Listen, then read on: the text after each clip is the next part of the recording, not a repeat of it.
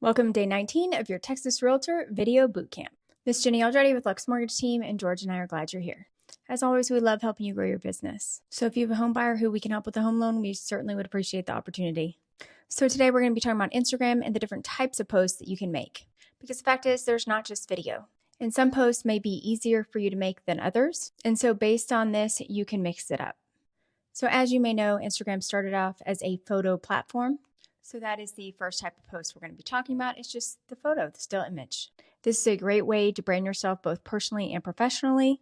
And just remember, whether you post it in your main feed or your stories, different people are going to see it. So if you post it in your main feed, people who are non-followers can also see it. But if you post it in your stories, only your followers will see it.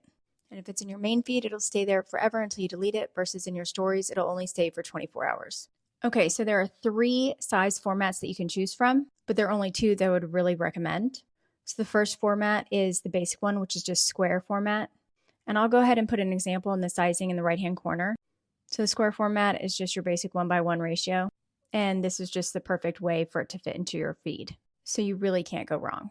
The next one is the portrait format. So it's just a little bit longer than the square format. It's a 4:5 ratio. So if you're on Canva, it'll tell you Instagram portrait post. The great thing about this is that it takes up a little bit more of the feed when people are scrolling, so you get more attention. So the great thing about that is that you have more real estate. So when people are scrolling, you're taking up more of the feed, which means you get more attention. You just have to be careful, because whenever you post it on your permanent feed, then you have to make sure that most of the important wording is in the center, so that when people are looking at your feed, that words aren't cut off and things like that. All right, the last one is landscape. This one's a little bit more tricky. I personally wouldn't use it just because it would mess up the way my permanent feed looks, but it's up to you. But I'll go ahead and put the information up here so that you can see what it looks like. So those are the 3 different types of photos that you can use. So let's talk about the positives and the drawbacks of posting a photo. The advantages is that it's definitely an effective professional and personal branding tool. And it is the easiest and fastest format to create.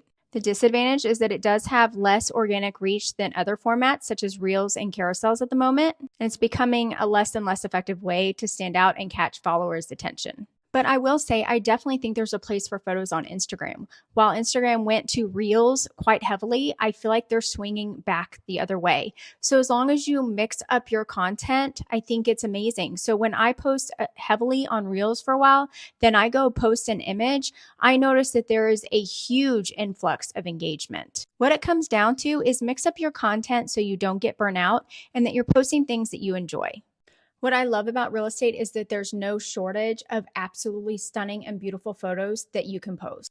Pinterest is an amazing resource for things like this. So definitely go to Pinterest, get a stockpile of photos, have them in your phone ready to go. And if you're great at captions, you can do the caption, or you can use ChatGPT to come up with captions for you. And then, of course, be taking photos throughout your day, add them to your stories, do behind the scenes. Let people know what's going on in your business throughout the day. Let them feel like they're walking with you through your day, and not just in your business, but in your personal life with you. Remember, there's a know, like, trust factor. They can't just feel like you're putting on this persona where everything is perfect and great and that you're just a real estate agent trying to sell them all the time. They want to know who you are because they want to work with a person. Real estate is a very personal transaction. If they're going to open up about their finances and all of those things, they need to know that it's going to be with someone that they can actually get along with and connect with. And then, of course, make sure that the posting that you're doing is on brand, and then it's attracting the people you want to work with and not repelling them.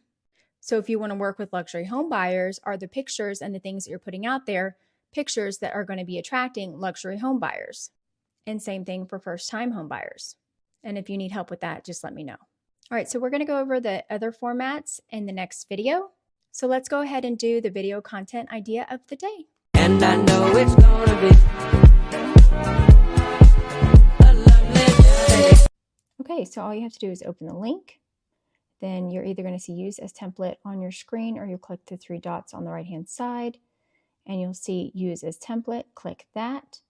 And then you'll go ahead and click add media, and you'll choose the media that you would like to add. So you'll start off with the video of you walking into the house, or of course, whatever you decide to do. Get creative with the video. It could be you and your family. It could be really anything. And then add the additional images. It could also be video. You could do a combination. And then when you're done adding every single clip, it'll automatically generate your reel. And then once it's done, you can watch it through if you'd like. Then click the double A to add any text that you would like to add. If you're going to use it for an open house, you can add that information in. And then once you're done adding the text, you just click next and then you share it and you're done.